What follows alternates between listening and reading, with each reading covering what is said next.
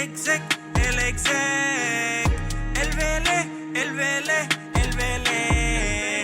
el fenómeno que todos quieren ser, el chamaquito que no pueden entender. How we doing, guys? Episode 83 of the Exec Talk. I am your host, Ovalez.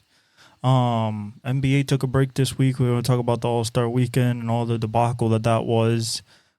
That's kind of like, besides one event, that's kind of like the feeling right now, across the board, not just with me, but, with Shannon and Skip and everybody. Stephen A. Excuse me. We're going to talk about the Daytona 500, the start of the NASCAR season, the Xfinity season. F1 starts tomorrow. Not the racing, but testing. That eyes can get, first eyes on the cars, on how they're performing and everything. So tomorrow we start figuring out, based on speeds and lap times around Bahrain, we will see if Red Bull's going to be as dominant as they were last year, because they rolled out in testing last year and they were really dominant. So we'll see what happens there. We'll see how the Mercedes in the new car is doing, Ferrari, Aston Martin, see if McLaren is a little bit closer to Red Bull in that respect, hopefully. We're going to hit on a couple free agency things. Free agency hasn't opened, of course, for the NFL, but the tag deadline starts today. Today's Tuesday. So it starts today. It's open for 2 weeks. We're going to talk about some players, whether they should be tagged, not tagged, signed, not signed, let them take a test free agency. Since we already had our recap a little bit last week Thursday, with the NBA All-Star break, as in like the standing and stuff like that, we're not really going to hit the NBA too hard. We're mostly going to, talk about the All-Star game and All-Star Saturday night and stuff like that. So it'd probably be a quick episode, maybe an hour, maybe an hour and a half. Who knows? I just, how I just ramble on and stuff like that. So I know you guys enjoyed either way. So I appreciate all the support. Like, subscribe, hit the notification bell, share it with all your friends. Follow me on the socials that are in the description. And episode 83. So let's start by let's talk about, I think we should talk about racing first, get that out of the way, because we're going to roast the All-Star game. So the Daytona 500 won by Hendrick Motorsports for the 8th time, second all-time in as a team, 40 years to the day that they won their first one. It was a really good race. It was actually one of the races, Daytona 500-wise, that was clean. It was a very, very clean Daytona 500. We had the first 6 laps, we had a crash, and then we didn't have a crash till the last 10 laps twice, and including the one that ended the race, that William Byron was just ahead of Alex Bowman, his teammate, in the 48 to pick up the victory. This is good for William Byron. He's one of the only he's one of the 2 teammates of the 4 that don't have championships. So for him to have the first Daytona 500 of the group, over Chase Elliott, over Kyle Larson and Alex Bowman, which is trying to play catch up, but ran a good race and, brought it home with the Hendrick 1-2, was nice to see. It was nice how he positioned himself throughout the whole race. Hendrick was pretty strong the whole race. Didn't like to control the front too much. That was mostly Gibbs with and Ford's. A lot of RFK cars up there. A lot of Penske's up there with Logano and Blaney. But as Daytona does, the big one's coming, and it came twice. The first one knocked out 19 cars. And the second one basically ended the race because it was in the last 2 laps of the race right after they took the white. But I'm happy for William Byron. Good start for Hendrick Motorsports. Great race, super exciting. From from finish to end, whether it was during the pit stops, even with the racing, it was all close. It was all, super exciting. There was nobody like getting away. It's Daytona. You're not going to get away anyway. It's a drafting track. Mostly too wide all the way. Really exciting. And then, when they tried to get the third lane going, it got dicey. You have the wall. The people in the middle were always stuck in a bad spot. Somebody that had a really good race that I felt like should have won, and after 20 years of trying, would have been nice to see win was Kyle Busch in the 8 car. Not only for Kyle Busch, but to put Richard Childress back in the victory lane of the Daytona 500 would have been nice to see, especially in the 8 car, which was the last Richard Childress car to win it. Besides the Kevin Harvick when he ran the 29, but of the original 15-3 and the 8, the 15 and the 3, which was Waltrip, Earnhardt, and Junior. That faithful day in 2001. It'd be nice to see the 8. Ever since 2004, that 8 hasn't reached victory lane at Daytona with Junior when he was running for Budweiser in the all red car that we all know and love fondly. Good race though. Excited for the season. The rookies ran pretty good. The young guns ran pretty good. Ty Gibbs, Ross Chastain's still up there with Trackhouse. I liked it. I liked it a lot. I like that the Fords are becoming a force as well. Busher and RFK, and it's nice to see Keselowski up there. So we'll see at Atlanta. It runs like a super speedway. It's just shorter, but they still have high banks. They still have high speed, so we'll see this weekend. But shout out to William Byron and Hendrick Motorsports on the 1-2. Also, the Xfinity was after the Daytona 500 because Xfinity got rained out Saturday, moved to Monday. Daytona got rained out Sunday, moved to Monday. And then it was supposed to be Xfinity at 11 a.m. And then, Daytona 500 at 4 and finish it off. But no, it was Daytona at 4. And then they moved Xfinity because of rain again to 9:30 p.m. So it was a little late, but I enjoyed the race. It was exciting to see the new young guns coming up and some of the people running double duty after just running 3.5 hours. The Daytona 500, AJ Allmendinger, Riley Herbst, and Anthony Alfredo. Like, it was nice to see those guys still competing. Austin Hill won his 3rd in a row at Daytona in the Xfinity Series. It was a wonderful race. He even had damage in the front, but his crew did a good job to patch it up, put some nice tape, nice and sleek. And he stayed up front. He made some good moves, and another, they stayed green for the last 2 laps, but the whole race was a bunch of cautions. Like, if the Daytona 500 was clean, Xfinity race was not clean. It was caution after caution after caution, especially the last 25 laps. Like, it was caution every other lap, every other corner. Somebody was spinning out or crashing or, saving it and barely crashing. But overall was a good racing weekend to open up the racing schedule. This is when it really opens up. This is when NASCAR and Xfinity and now Formula One starts. Indy starts very soon. IMSA goes to Sebring in a little bit. I'm going to the NHRA event, the first one of the year in Gainesville, to go see drag racing. So it's going to be fun seeing 22,000 horsepower at the line, from those V8s, supercharged V8s of Top Fuel and Funny Car and John Force. And I'm going to take some pictures and going to be exciting with my dad and my grandpa. But overall, the racing started. And I'm very excited that the racing season has started because it adds another thing that we can watch. Not that I just like racing, but also like another thing that you could watch when there's not football season and the NBA season starts Thursday again. So we'll get back into it. All right, let's talk about F1 practices. They start tomorrow in Bahrain. Like I said, it's gonna be kind of scary. Why do I say that? Because if Red Bull comes out the gates and is again absolutely dominant, and when by dominant I mean like the car's smooth, they don't really complain a lot, there's not a lot of falling off or being like mid in the timesheets, being in the mid pack, like 5, 6, 7. They don't have to worry about that.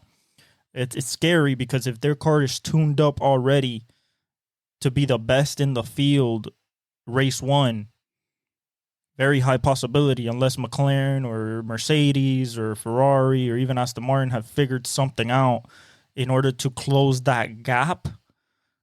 That was possible first 15 laps of the Bahrain Grand Prix. We already see Max Verstappen 10 seconds ahead, and we'll never see him again. And it's going to be catch up from race one again to try to beat him for a championship. So, and I would like, and a bunch of friends wouldn't like that. We want to see competitiveness. We want to see the DRS work for everybody, not just be overpowered for Red Bull. I love Formula One, period. It's not that I'm a Red Bull hater. I just want like actual competition, whether that's Norris from McLaren, whether that's Lewis and Russell from Mercedes, whether that's Carlos Sainz and Leclerc from Ferrari, or Alonso in Aston Martin. Like, I just want to see good competition and racing like Formula One's been known to have back in the day. And just to have excitement, just to be, lap 25 of 70, and, we're not looking at Verstappen 25 seconds ahead of everybody, and then we're seeing like midfield battles for our excitement. I rather would see the lead change hands, pit strategy come into play, undercut, overcut. I really want all that to come back into play. One thing is, like, Monaco's probably not going to be as exciting this year as the last. It hasn't been exciting for the last 2-3 years, especially one because of rain, and the other one because the cars are too big. But in 2026, so 2 more years, the car's going to get smaller. It's going to get back to like kind of how it was in the 90s a little bit. Cars get smaller, less wide, and Monaco would become another spectacle of racing, how it has been for the last 60 years. But excited for Formula One. Really want Lewis to get his 8th before he goes to Ferrari. It would be nice for him to get his 8th championship, break the record with Michael Schumacher right before going to the Prancing Horse, and trying to build a legacy over there, over his however much his career he wants to have left.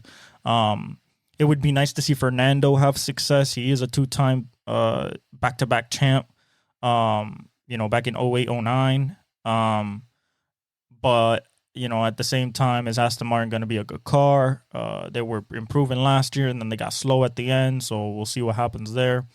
Norris, I think, is the one next in line to challenge Verstappen. It used to be Leclerc, but I think McLaren last year, like, kind of pronounced itself as like, hey, we're coming. So depending on how the car is during testing and this first Grand Prix is how that's going to go. George Russell's going to try to take that number 1 spot away from Lewis at Mercedes because he's leaving. So I think, George is going to try to be number 1 on the timesheets, number 1, trying to get poles, trying to get, podiums, and try to challenge for the championship and try to kind of but like show that he's a good number 1 driver for the future. But very excited about F1. All right. Before we get to the All-Star game, we have to talk about somebody got fired in the NBA right after the All-Star game.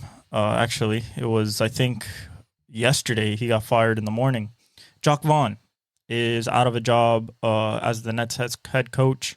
They haven't decided who's going to take over, but let's look at the firing. They've been an exciting yet disappointing watch all year, and you're like, wait, what? Exciting and disappointing. So you're like, this and this. Let me explain. They've gotten up. I've seen their highlights, and they're up 15, 20 points. And the leads absolutely disappear in the fourth quarter. I'm talking about disappear. They can have a 15, 12, 21. And I've seen those leads absolutely go by the wayside. And that's why they're 11th, I believe, right now in the Eastern Conference because of that reason, or 12th. Because they don't know how to finish games. It's not, I don't understand how you have that much of a lead. Defense goes by the wayside.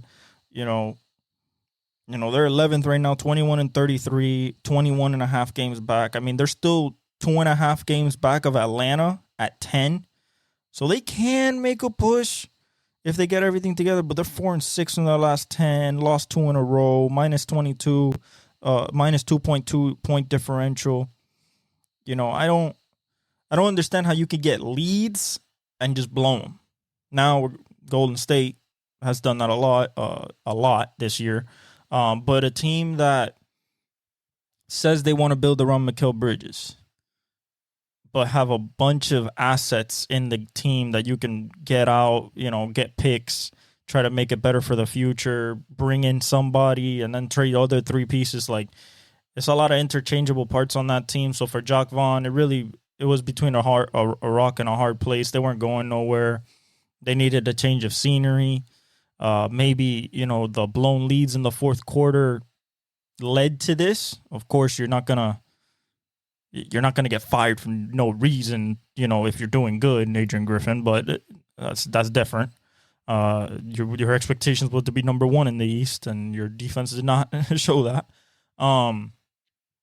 But overall, whoever they hire has a big problem on their hands because you have talent, but you don't have necessarily enough talent to maybe even make it out of the play-in, let alone do something in the playoffs. I think that it's time to look at that team with a good microscope and be like, okay, I want to keep Mikal Bridges, I want to keep Cam Johnson, I want to keep Cam Thomas and Claxton, and then everybody else. Sorry, let's see what we got. We're gonna keep De'Aaron Sharp. We're gonna, you already got rid of Dinwiddie, sent him to the Lakers. I mean, didn't send him to the Lakers. You bought him out, and then the Lakers got him. But it's gonna be interesting what the Nets do. Not that they have a chance to do anything this year, but it's gonna be interesting. All right. Now that we got that out of the way, let's talk about this All-Star game. All right. Starting with the Celebrity All-Star game. Ain't no celebrities participating. NFL players are not celebrities. My personal opinion. Micah, big name, yeah, everything, but that's not a celebrity. Puka Nacua, McCole Hardman, like, those aren't celebrities. You got Wayne on the sideline, 50 Cent on the sideline. Like, you bring Tyson Knott, they don't want to give him the ball. You have WNBA players, but they don't take over. They take it just like the All-Star game of the men's, which is like, we don't care. It's supposed to be fun for the fans and stuff like that, but really wasn't. Really wasn't. Except that Olympic jumper dunking, that kid, that guy's cool. Rising stars. Listen, if you're not gonna take it at least 50% seriously, like you're on a team, it's Vic, I believe it's Vic, J-Dub, Jaime Jaquez against the G League team, the G League Ignite, and you lose first round.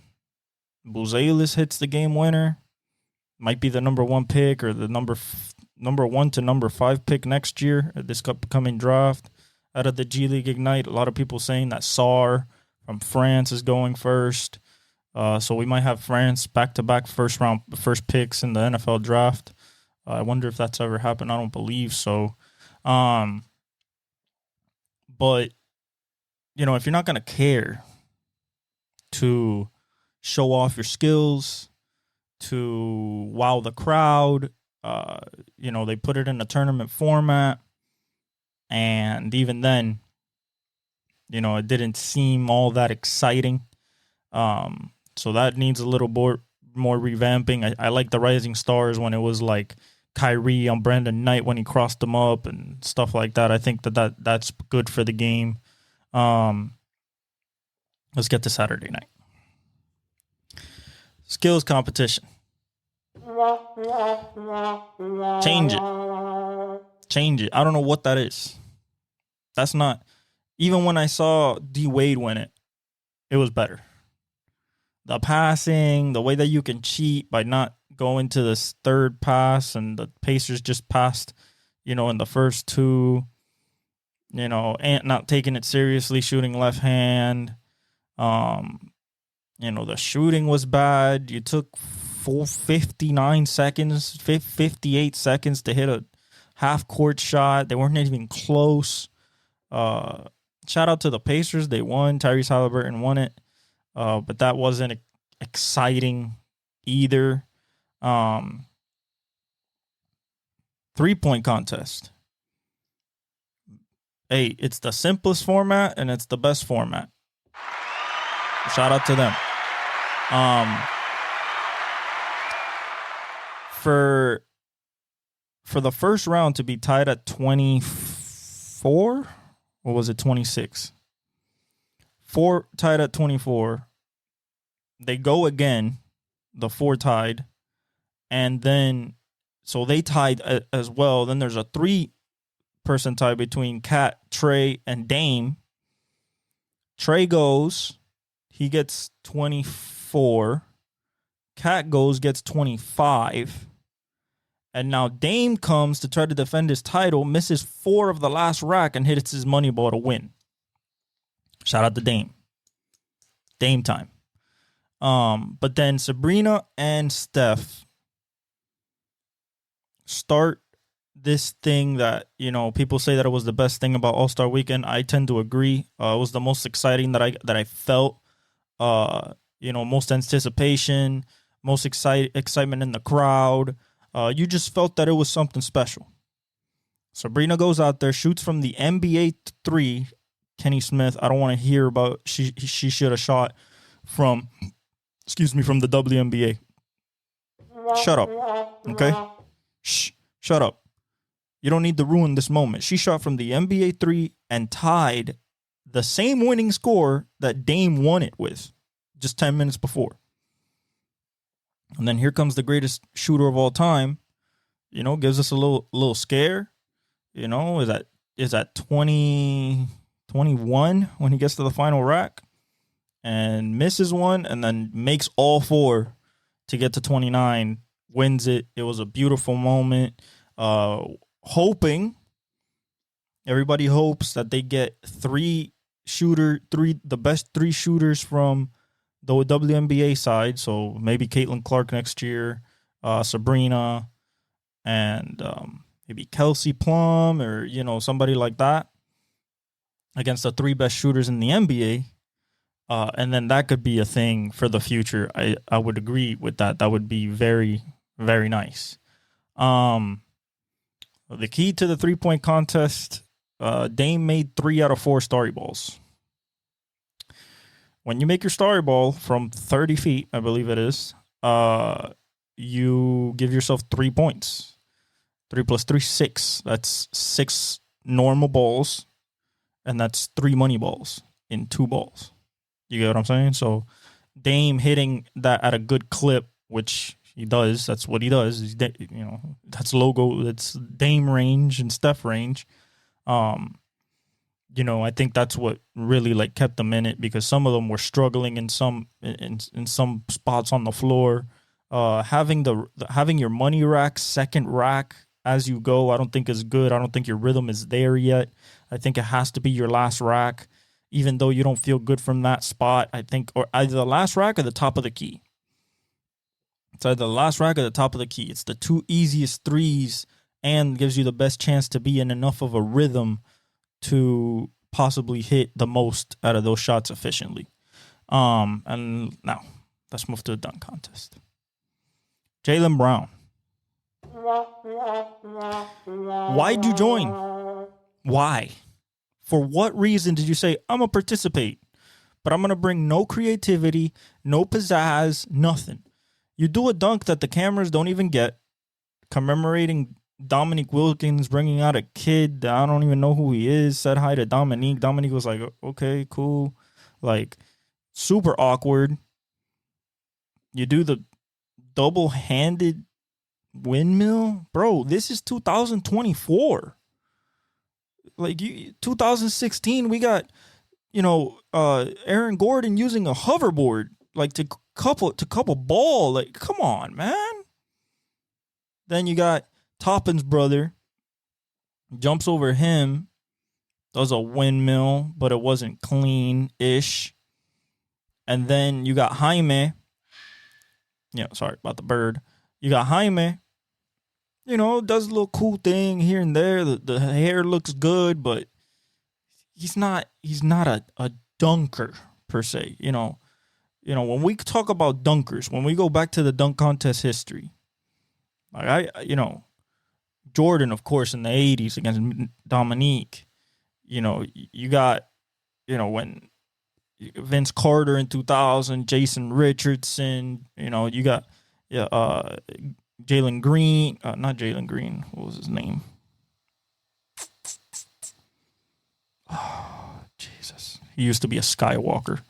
He played for the Nets. He played for a bunch of Gerald Green, JaVale McGee with his creativity, Dwight Howard, Kobe, Tracy, John Wall.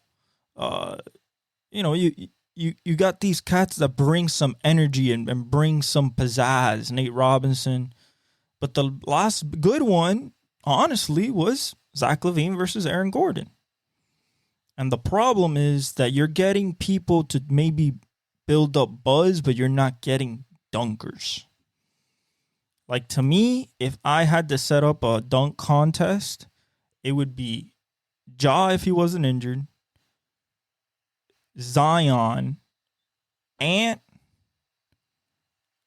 and Matt McClung, because he could defend, because he has to defend his title. I think that would be a representation of a dunk contest. You have guys that can get up to the rim, like head on the rim. Ant could get up to the rim. We've seen Ja. Zion could be up there. He's a 44, 46-inch vert. So, maybe because of the weight, you don't want Zion in there. Cool.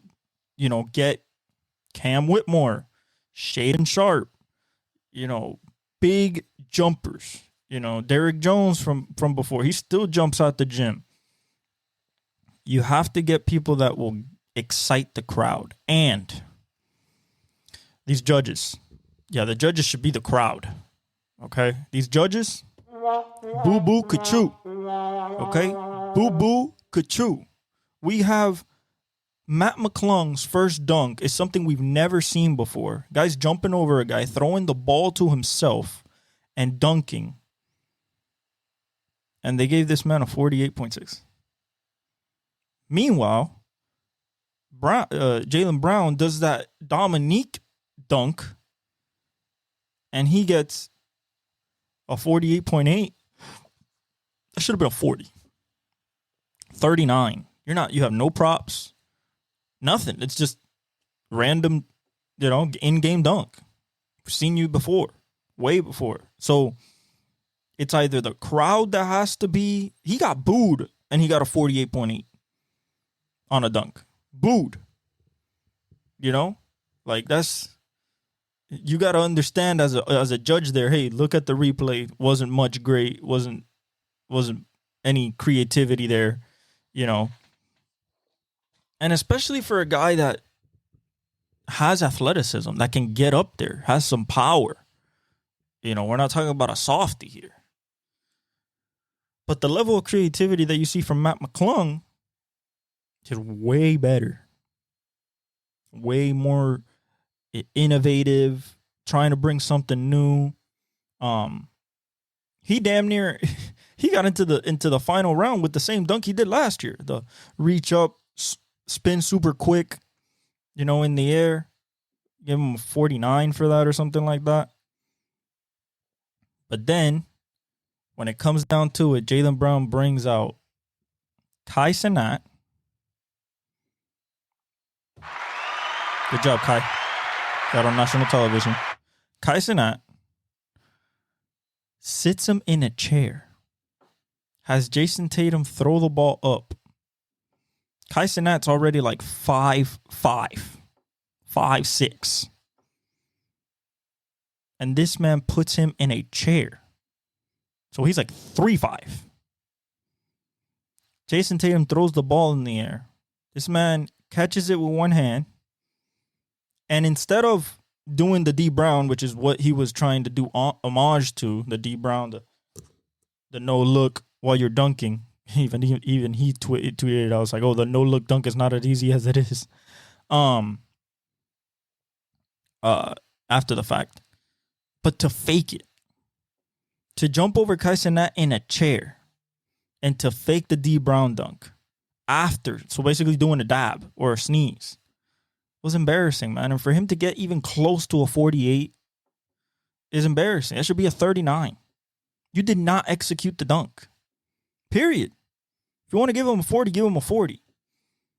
But that's why the judges are bad. The judges should be Dominique, Vince Carter, Zach LaVine, Aaron Gordon, Nate Robinson, Dwight Howard. Those should be Tracy McGrady. Those should be your judges. Dr. J, Mike, even though Mike is never going to come to an All-Star game, especially now because he sold the Hornets. People that, I don't know how to creatively dunk. And it's embarrassing for the NBA to have a G Leaguer, not an NBA player, a G Leaguer, 2 years in a row, come with the creativity, come with the innovation, come with the open-mindedness and the desire to compete for the win, and do it. It's embarrassing for the league. Because now John Morant says, oh, I'm going to think about it next year. No, how about you just do it? Bring excitement back to what was known as the most exciting event of All-Star Weekend, was the slam dunk contest. But shout out to Matt McClung. I don't know what Jaylen Brown was doing with the Michael Jackson glove. I don't even know how he got that score. It was not impressive. What were you showing? That you could dunk with your left because everybody said you can't go with your left? I don't get it. I don't get it. Topping with the reverse East Bay 360. It was nice. Jaquez really didn't do much besides let his hair fly, let the, on the 360, his, the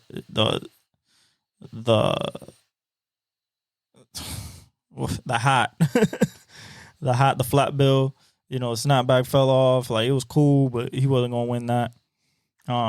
And then Matt McClung brings out Shaq. After Hyman jumps over him, he brings out Shaq, but he clears him.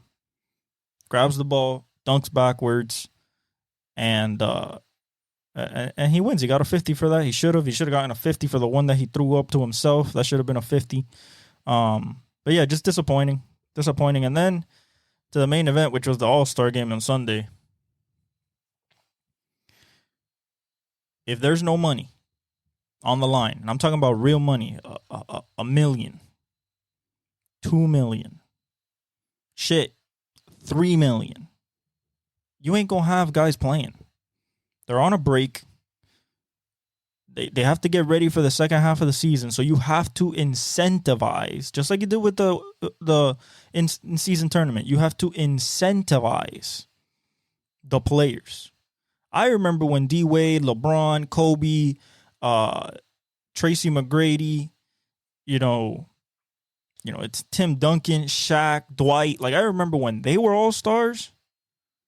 Like, they went at it, especially in the fourth. Allen Iverson, Chauncey Billups, Carmelo. I remember back in the 2000s, late 2000s, they were going after it in the fourth quarter. It wasn't just a layup line. I thought the West would close it up. Never did. Stayed at 15, stayed at 16. They brought it down to 12 and then got blown out again to 21.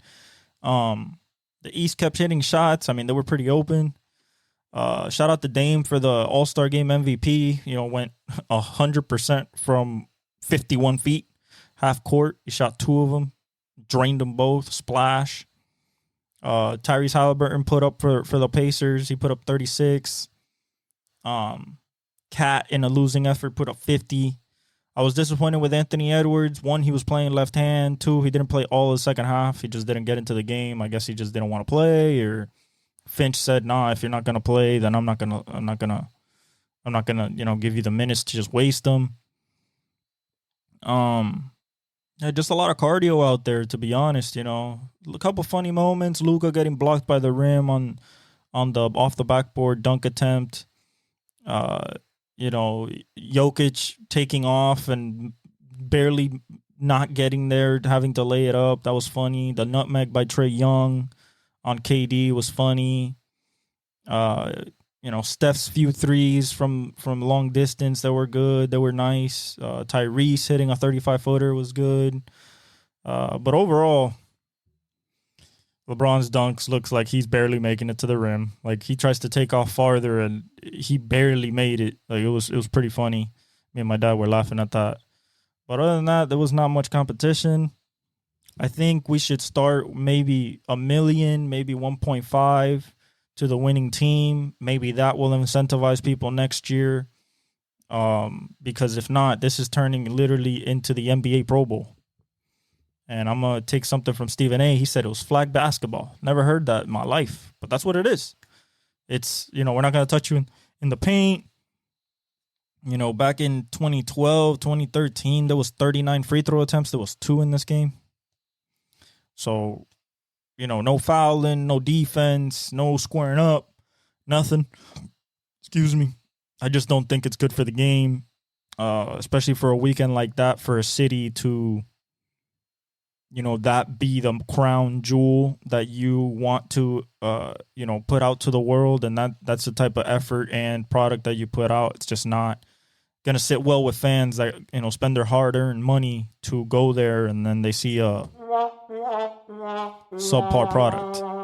We're talking about no effort here. Okay, no effort. We're talking about like people just looking at people dunk and lay up and dunk and lay up. Oh, I have an open 3. I'm gonna take it. Like that's it. That was the game. Moving on to our NBA franchise tags. We have a couple players. I actually took a picture of the list. Took a picture of the list put up by ESPN. Baker Mayfield, Mike Evans, T. Higgins, Saquon, Josh Jacobs, Justin Matabike, Josh Allen, the linebacker, the one from Jags, Brian Burns, Christian Wilkins, Antron Winfield Jr. Add to that L'Jarius Sneed, and various other pieces in other teams, but those are the big ones right now. Like I said, deadline opens today. It's going to be open for 2 weeks. So if we go through this list, Baker Mayfield, they shouldn't tag him. I think they should go 3-year deal. He's 27. It'll take him up to he's 30, 31. Still kind of in his prime. If you want to go the full way, then you give him a 4-year deal. Something comparable maybe to like the Geno Smith or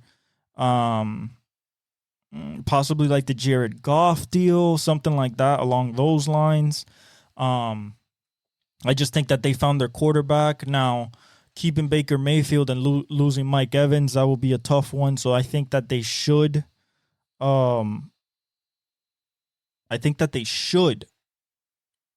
get an extension done, get a contract done in place for Baker, sure that up, and then maybe tag Mike. If not, they're going to tag Antron Winfield Jr. because he's the younger player, all-pro. Keep him for 1 more year before having to pay him, and then Mike either try to find something with him, and right now they're not close in conversation talks, or he's going to walk, and then they need a receiver, because that's their number one. So it's going to be very tough for T. Higgins. I've been clamoring for him to Kansas City. Buffalo's been looking into him. I imagine the Jets as well. A lot of teams looking into T. Higgins. What I think overall is you have to tag him. If not, you have to sign him, because if you lose him, then you lose a number 1 next to Joe Burrow and Jamar Chase. People are going to focus on Jamar Chase more. You still have to focus. You still have to somehow retain Tyler Boyd. He's also a free agent. So it's going to be very dicey if you do not prioritize T. Higgins in the market and give him an extension. You can tag him. It would probably be beneficial for you to tag him coming into his 4th year. Still very, very young, 22, 23 years old, 24 at the most. Still very much in his early prime. He's primed to go nuts again this year with Jamar Chase if nobody gets hurt, especially Joe Burrow. So if I'm Cincinnati and I want to keep my Super Bowl window open against the Kansas City Chiefs, the last thing I want to do is give the Chiefs possibly a sliver of hope of getting T. Higgins in the building. So I think that you tag him, you're going to pay premium, but you still have your core together and you can go after a championship. Saquon, they're not going to tag him again. They tagged him last year. It would be $12 million this year. They don't like Daniel Jones. You know, supposedly Saquon said that's where he wants to be, but they have to know financially how they're doing. I think Saquon's leaving. I think that he's going to walk in free agency, or even if... No, I think he's going to walk, because if they tag him, I don't think anybody will try to send in an offer that they can match, and they'll just get stuck with the tag again. Saquon, they were talking about this a little bit on ESPN. Saquon could be like the Christian McCaffrey type, where it's like really good in the original team he got drafted in, a couple hurt seasons and stuff like that, but very, very dynamic player. And a guy that if you put on a Miami Dolphins, on a Chiefs, on, you know, James Cook is in Buffalo. I don't want to take his shine, his way. Breece Hall's in the Jets, but you know, you put a guy like that in Green Bay next to Aaron Jones. You put a guy like that in Minnesota with Kirk and JJ. Even, hey, you know, I love Dameon Pierce, but maybe even in Houston with CJ Stroud, you put a guy like Saquon, dynamic, can get out the backfield, can hit the home run, can run like a receiver. You give him another weapon like that, it will make that offense a lot better. I think they're more willing to pay him, especially because they have a lot of cap space, that being Houston. But at the same time, like, if I'm the Giants, I'm prioritizing quarterback. And, you know, whether that's moving up in the draft or looking for somebody like Kirk Cousins or something like that, I'm thinking Saquon is not in the future plans of the team in moving forward. So I would look at people like Houston and like the Vikings and stuff like that, like people that just need like one more piece to try to like solidify. You know, the Jags got Travis Etienne. You can look at the Titans, maybe, since Derrick Henry might be moving on, or most likely is moving on. The Broncos. There's a lot of teams out there that could use them. Eckler, if Eckler leaves, then, you know, put Saquon in there. You know, very, very different scenarios. Josh Jacobs, speaking of the Raiders, I think they have to keep him, just for the overall fact that he's one of the culture setters in there. Former leading rusher in the league, still young, out of Alabama, so he's not going to cause any problems. I think he's a foundational piece of that team, especially on the offensive side of the ball, and as a leader with Max Crosby. Helps Aiden O'Connell a lot, I believe. Devontae likes him. Just a hard-nosed player, knows what Raider football's about. I just think that he adds a level of physicality and toughness to that team that they're not going to find everywhere else, and he can still hit you with the home run. He's still young. He's still like 24, 25. So, you know, I think everything to me tells me that you tag him. Will he like that? Probably not. He wants probably some security. If he does walk, that's a guy just like Saquon, could go to Green Bay next to Aaron Jones, could go to Houston, could possibly find his way to Tennessee, you know, even Tampa Bay, you know, people that would really, really use him.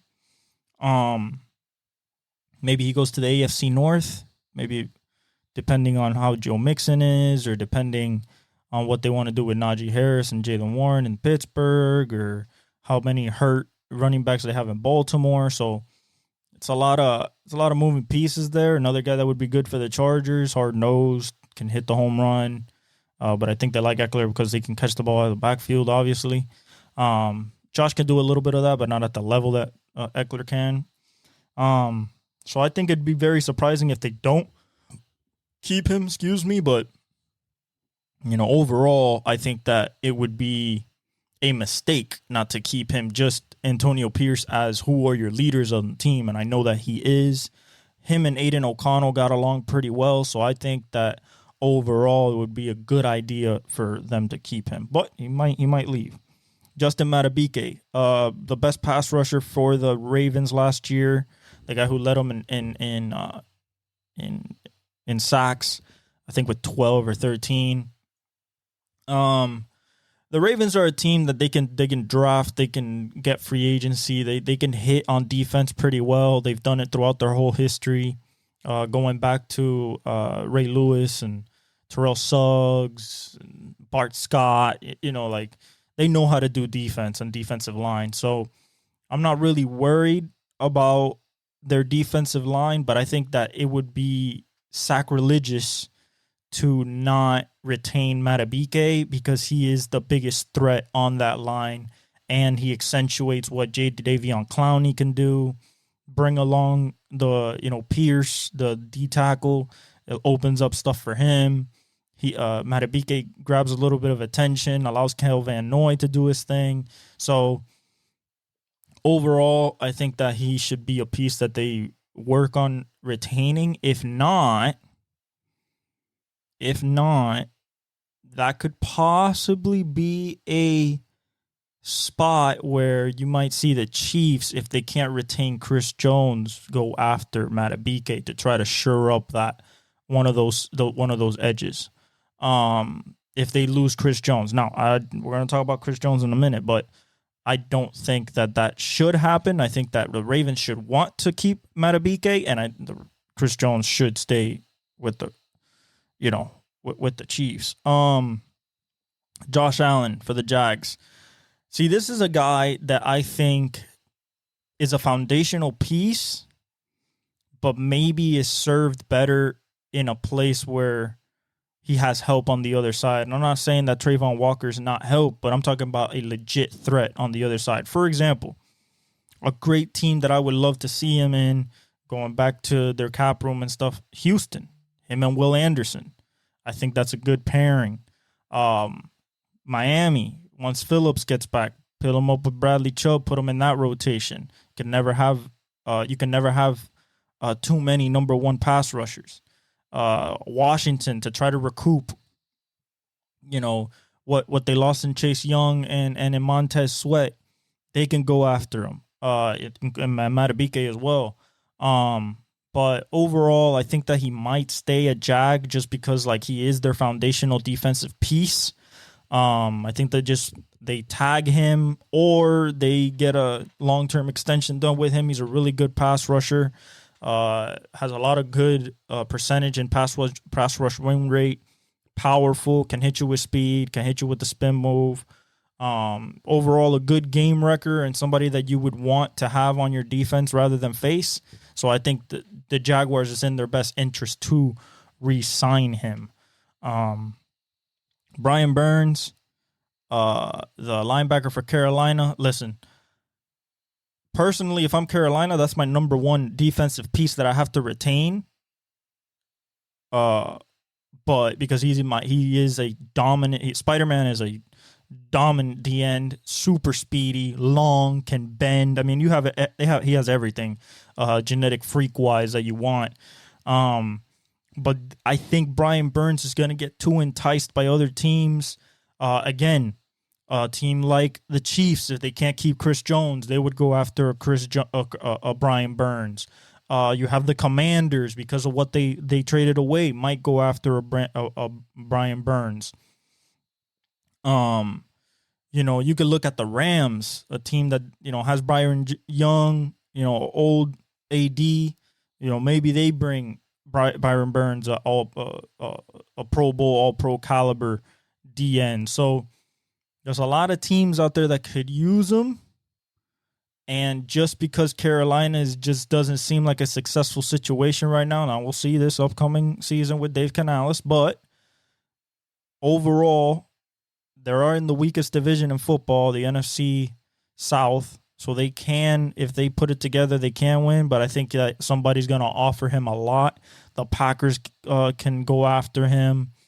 You talk about a team like maybe the Giants, put him next to Kayvon Thibodeau. Buffalo could go really after him and like want a number one D end, kind of like they had with Von Miller was before he got hurt with the knee. The Dolphins could put him up with Phillips. Like I said, you can never have too many pass rushers. And then there's teams that already have pass rush and could just go after them. 49ers and, the Ravens. You look at, Cincinnati with Trey Hendrickson and Hubbard, add him to the mix. Next to Max Crosby in Raiderland, you add him to the mix. Like, if Khalil Mack leaves the Chargers, you bring Brian Burns in. So it's a lot of different places that he can go, but I think he is not gonna be a Carolina Panther unless they give him an obscene amount of money. And I'm talking about like $25 million, close to $30 million as a D end. So that's Chris Jones, AD, TJ Watt, Nick Bosa type of money. Will he demand that? Will he command that from his current team? I'm not sure. It's also with his belief in the team. Are they going to do anything? Am I wasting my career here? I'm in my prime. He's like 26, 27. So, does he want to go after be in a good team and have the possibility to run for a championship? Does he want to just make his bread and stay in Carolina? It'll be interesting to see, but Brian Burns will be a key piece. Speaking of the Dolphins, Christian Wilkins. Priority number 1 or 2, by far. I mean, Tua, of course, but we're probably going to tag him. So we have to give Christian Wilkins. And I'm talking about tagging Tua if we don't give him, because we didn't pick up the 5th-year option. So if we don't give him a contract, he's a free agent. So like, it's either we offer him a 3-4 year or we tag him, and we have to get something done with Christian Wilkins. Personally, I would like to have Christian Wilkins in the middle of that line. He's an all-pro, Pro Bowl type of D tackle, especially with guys like Bradley Chubb and Jalen Phillips on each side of him. Sealer's been good. He causes mayhem in the middle, just like Dexter Lawrence with the Giants, I think, and Quinnen Williams with the Jets. I think that's what you need, especially in the AFC East. You need to be able to pressure in the middle because of guys like Josh Allen. Let's not talk about the Patriots; they don't really have a quarterback. And Josh Allen and Aaron Rodgers, you want to hurry them up. You would rather bring pressure up the middle and have him not be able to step up or, and give your guys on the edge more time to get there than to pressure him around the edges, give him time to step up and he can unload one on you and dice you up. So anytime you could get interior pressure like Christian Wilkins does and stops the run at a very, very high clip, I think that would be very, very, very important to keep. And I think that we should and will keep Christian Wilkins in the fold. And finally, Antoine Winfield Jr. We were talking about it with Tampa. Should they tag Mike Evans? Should they tag Antoine? I think they tag Antoine, all-pro safety, Pro Bowl safety, one of the best in the league. And then Mike is going to be the tough one because I don't think Mike will come up with a number that will stay with Tampa. That's going to hurt Baker Mayfield in talks, because he's not going to have his number 1 receiver. So all that is moving pieces. The defense is a little older. So it's going to be a lot of moving pieces, I think, in Tampa Bay, a lot of new faces, and a lot of old faces in new places, if you know what I mean, from that team. Mike Evans could end up with the Chiefs. Mike Evans could end up with the Bills. Like, Mike Evans could end up with the Jets. Like, it's very, flowing, the situation with the Tampa Bay Buccaneers, because I think they will tag Antoine Winfield because he is the younger player. He's a star, and one of the leaders on the defense. Mike Evans being a little older, the deal that they have to make with Baker. So we'll see what happens there. But I think they will tag Antoine Winfield Jr. Those are just the big ones. Other than that, L'Jarius Sneed, you need to make a deal with him. It's going to be tough to keep Chris Jones and L'Jarius Sneed. You have to find a way to keep at least one of them. I think that's going to be the most likely scenario. I don't think that they can keep both because of their cap situation. You can't tag Chris. You have to give him a deal. He has to be in the $30 million range because of what he's done. 3-time Super Bowl champ.